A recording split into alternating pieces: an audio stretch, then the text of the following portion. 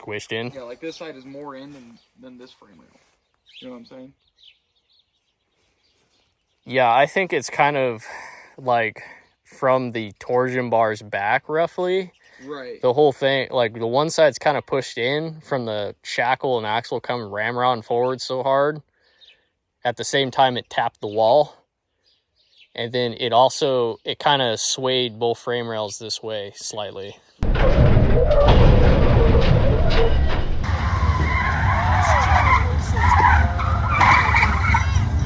Right, I just think the one that contacted is just a little more than the passenger side.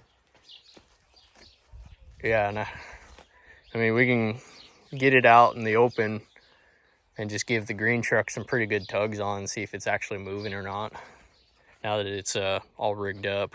Yeah, just barely idling. Just good enough. I don't think I've ever heard it run this low.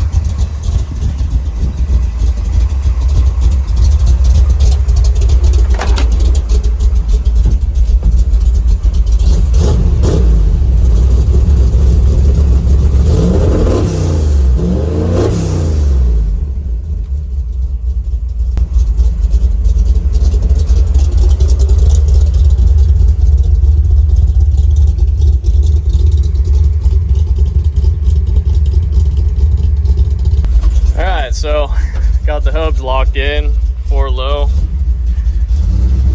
Just would go over and take old Green to try and pull the frame out on Peg Leg Penny after the accident. It's been something been thinking about it for a while. I think we got the chains rigged up. We're gonna try and tug on it in increments to try and get a little bit of the shape out of the frame back out, so that way I can get the axle alignment proper.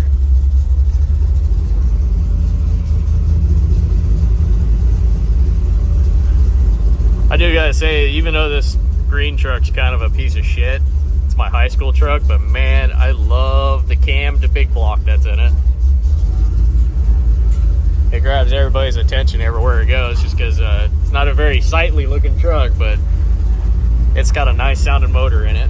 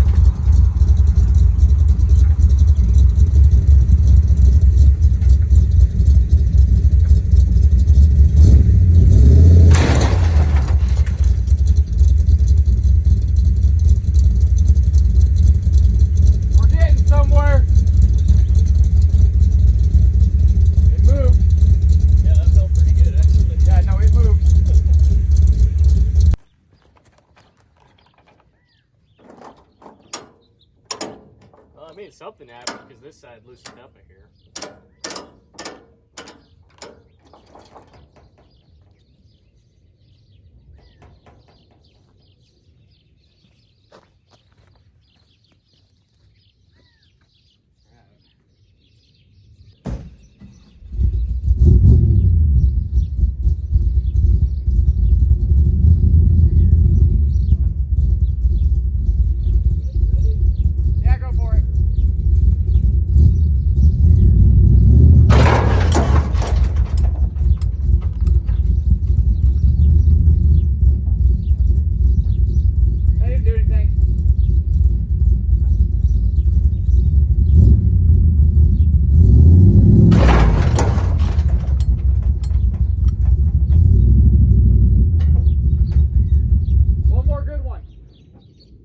really move. It moves a touch, but not much, man. I know, but just give it one more, and then we'll look.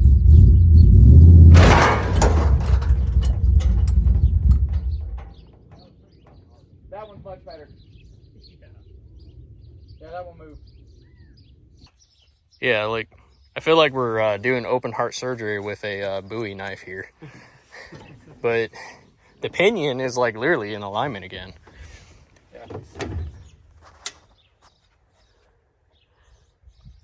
And then the axle is kind of right where it was. I mean, if we take the chain rigging off the rig, see where it settles out, put it out on the rig or the road. You wanna compare? I don't know, to me it felt pretty equivalent to what the wreck was at Firebird. At least in the green truck. I mean, not the Radley side of the 46 here, but the problem with this whole freaking build when I built it is there's only one cross member in the front underneath the tires. And then it's pretty much just all void except for my little tubular cross member all the way to the back cross members there. And I think that's where it got kind of S-shaped. The biggest thing is the pinion is really close. We might need to take a little more of a hit on it. So I think just one more. It's still like inward just a hair. So we might need to hit it again. But big thing is the motor mounts to see if they look any different. Which that one really doesn't.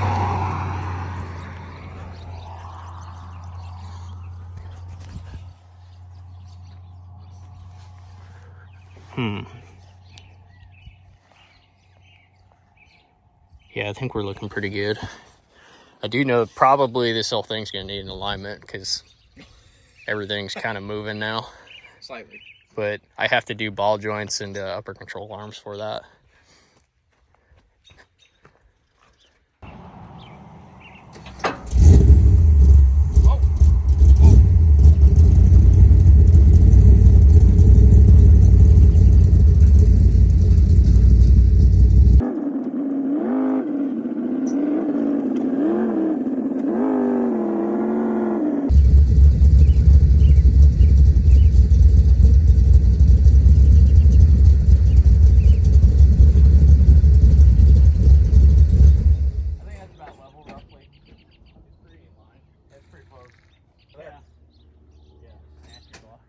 Hopefully you got enough fucking room. I think I do. Are you recording?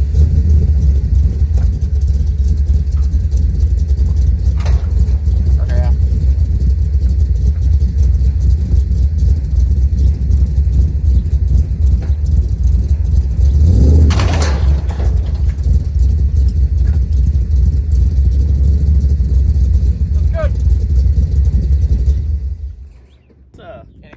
Let's get it completely unstrapped and out on the road and really take a good look at it. Yeah. Yeah, if it had 4 tires, you drive right on.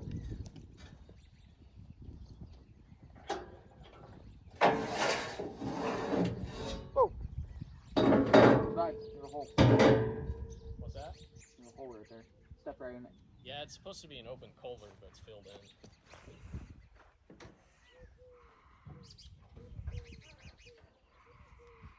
Fell out from the dash.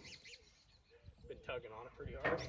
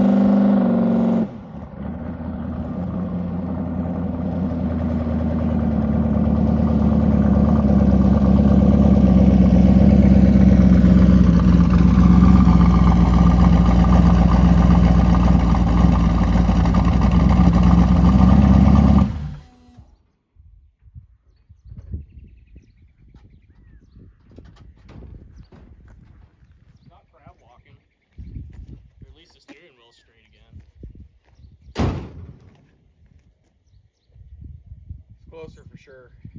Like, I know it's not gonna be perfect, but it's gonna be closer. Right. Oh yeah. Big difference on this side especially. Yeah, well, I can't see the fucking sidewall over here. Like, it's still not completely perfect, but it's way better.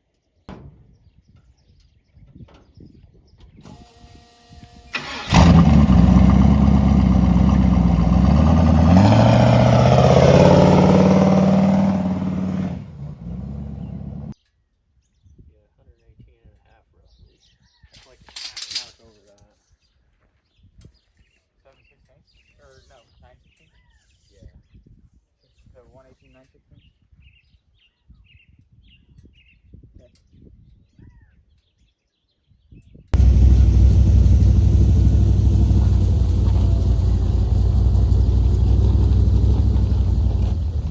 You call it a demolition derby status here.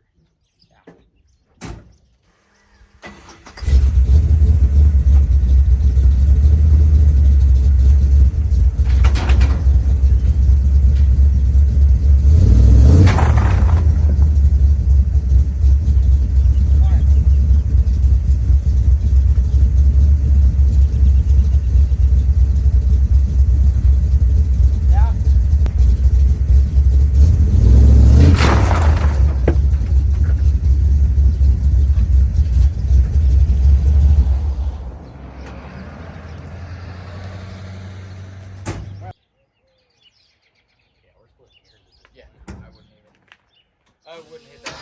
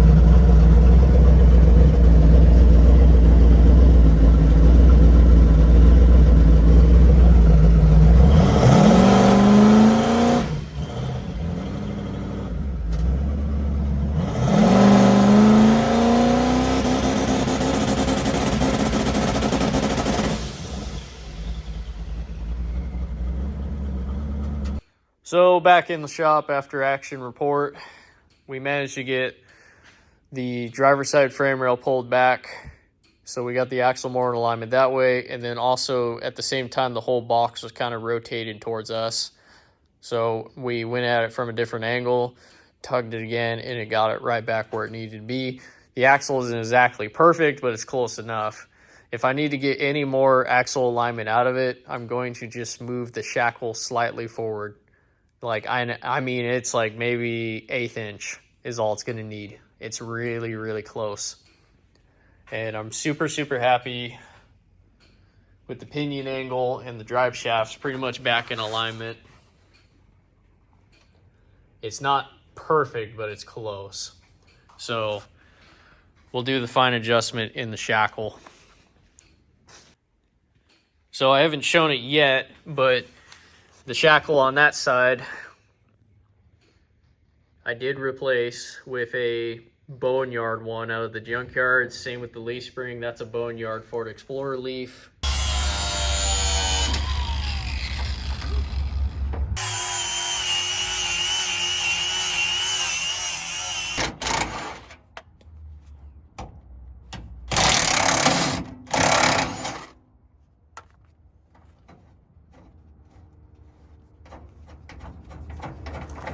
Prime machine. No. I win. He is the prime machine. And even when I did that, I was like, man, this frame's bent because the axle still isn't in alignment.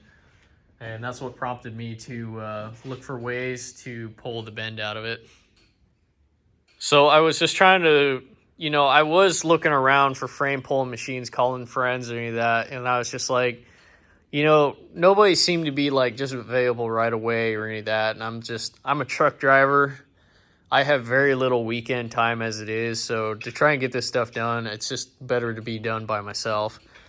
And I really thought about that. I was just like, how am I going to hold this thing down to be able to pull on the frame and get it kind of pulled out where I need it? And I thought about it. And then I went, well, wait a minute. I have an 18-foot flat deck trailer with tons and tons of rigging points for chains to be pulled on, and it's pretty sturdy. And I got a green truck that can tug against it. And so that's where the whole idea came from. It's just, and to my surprise, it worked fantastic. I'm actually super pleased with the way it turned out.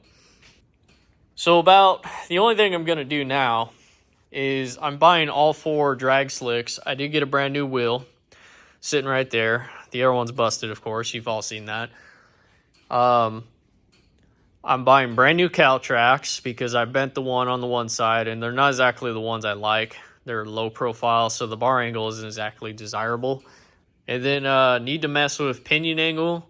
I need to set the pinion downward in a way so it helps the cowl tracks do their job on a hook, so I can get some more traction out of this thing. What's weird about this rig and from where the engine placement is in the rear axle, it's super short wheelbase. So this thing pretty much runs on the back wheels for the first 30 feet, and then the front wheels will start actually pulling. Seems to be how this rig seems to work.